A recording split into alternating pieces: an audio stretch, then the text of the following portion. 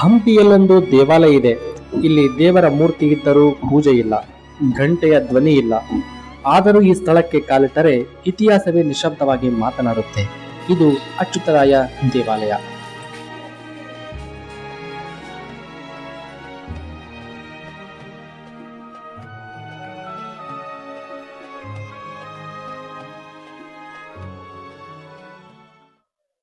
ಸ್ನೇಹಿತರೆ ನಮಸ್ಕಾರ.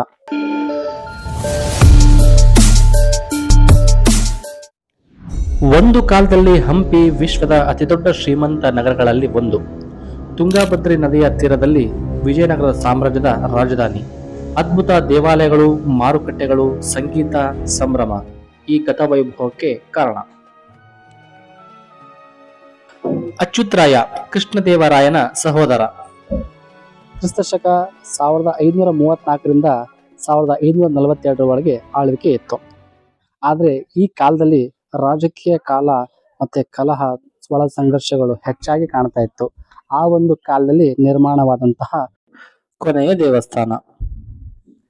ಈ ಒಂದು ದೇವಸ್ಥಾನವನ್ನ ವಿಷ್ಣುವಿನ ರೂಪ ಆದಂತಹ ತಿರುವೆಂಗಳನಾಥ ಅನ್ನೋದ ದೇವರಿಗೆ ಸಮರ್ಪಿಸಲಾಗಿದೆ.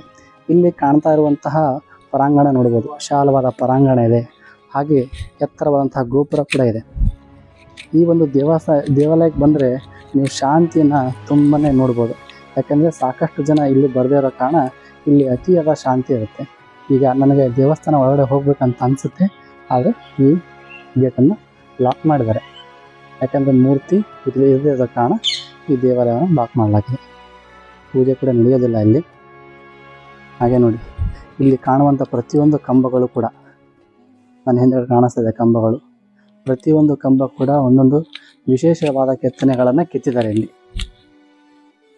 ವಿಶೇಷವಾಗಿ ಇಲ್ಲಿ ನೋಡ್ತಾರೆ ಕಂಬ ನೋಡಿ, ನಾನು ತೋರಿಸ್ತೇನೆ ಕಂಬ ನಿಮಗೆ. ಈ ಕಂಬ ವಿಶೇಷವಾಗಿ ಕೆತ್ತನೆಯನ್ನು ಮಾಡಿದ್ದಾರೆ. ಸಾಕಷ್ಟು ವಿಶೇಷ ಕೆತ್ತನೆಗಳಿಂದ ತುಂಬಿದಂತಹ ಈ ಒಂದು ಜಾಗ ತುಂಬ ಶಾಂತಿಯಿಂದ ನೆಲೆಸಿದೆ.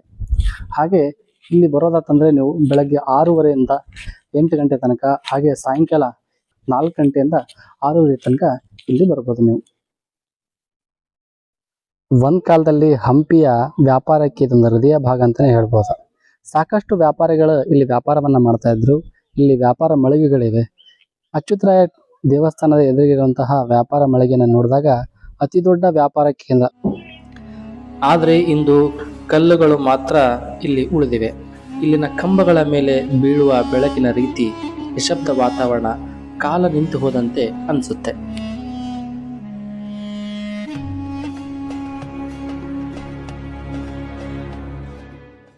ಹಾಗೆ ನೋಡಿ, ಇಲ್ಲಿ ನಾನು ಕಾಣಿಸ್ತಾ ಇರುವಂಥದ್ದು ಈಗ ಎಂಟ್ರೆನ್ಸ್. ಇದು ಅಚ್ಯುತರಾಯಗೆ ಹೋಗ್ಬೇಕಾದ್ರೆ ಕಾಣುವಂತಹ 2ನೇ ದ್ವಾರ. ಮತ್ತು ಇಲ್ಲಿ ಕಾಣಿಸ್ತಾ ಇದೆ ನೋಡಿ, ನನ್ನ ಹಿಂದ್ಗಡೆ ಕಾಣಿಸ್ತಾ ಇರೋದು ಮೊದಲೇ ದ್ವಾರ. 1565ರಲ್ಲಿ ತಾಳಿಕೋಟೆ ಯುದ್ಧ, ವಿಜಯನಗರ ಸಾಮ್ರಾಜ್ಯದ ಪತನ. ಆ ಒಂದು ಯುದ್ಧದಲ್ಲಿ ಇಡೀ ಹಂಪಿ ತನ್ನ ಪತನವನ್ನ ಹೊಂದುತ್ತೆ. ಅಂದರೆ ಸಂಪೂರ್ಣವಾಗಿ ಆ ಒಂದು ಹಂಪಿ ತನ್ನ ಪೂರ್ಣ ಅಸ್ತಿತ್ವನ ಕಳ್ಕೊಳ್ಳುತ್ತೆ. ಆ ಒಂದು ಅಸ್ತಿತ್ವ ಕಳ್ಕೊಳ್ಳುವಂತಹ ಒಂದು ಕಾಲಘಟ್ಟದಲ್ಲಿ ನಿರ್ಮಾಣವಾದಂತಹ ಈ ಒಂದು ದೇವಸ್ಥಾನ ಪೂರ್ಣ ರಾಜಾಶ್ರಯನ ಕೂಡ ಕಳ್ಕೊಳ್ಳುತ್ತೆ. ಹಾಗಾಗಿ ಈ ಒಂದು ದೇವಸ್ಥಾನ ಪೂರ್ಣ ಶಾಂತಿಗೆ ಜಾರಿ ಹೋಗುತ್ತೆ. ಒಂದ್ ಕಾಲದಲ್ಲಿ ಇಲ್ಲಿ ಮಂತ್ರಘೋಷಗಳು ಮೊಳಗ್ತಾ ಇತ್ತು. ಇಂದು ಗಾಳಿ ಮಾತ್ರ ಮಾತನಾಡುತ್ತಿದೆ. ಈ ಕಲ್ಲುಗಳು ನೋಡಿವೆ ವಿಜಯವನ್ನು, ವಿನಾಶವನ್ನು.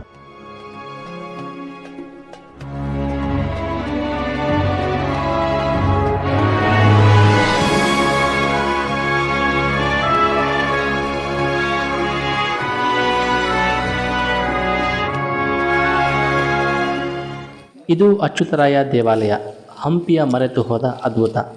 ಈ ಇತಿಹಾಸ ನಿಮಗೆ ಇಷ್ಟವಾಗಿದ್ದರೆ ಲೈಕ್ ಮಾಡಿ, ಸಬ್ಸ್ಕ್ರೈಬ್ ಮಾಡಿ. ಮುಂದಿನ ವಿಡಿಯೋ ಯಾವ ಸ್ಥಳದ ಮೇಲೆ ಬೇಕು ಕಮೆಂಟ್ ಮಾಡಿ. ನಮಸ್ಕಾರ.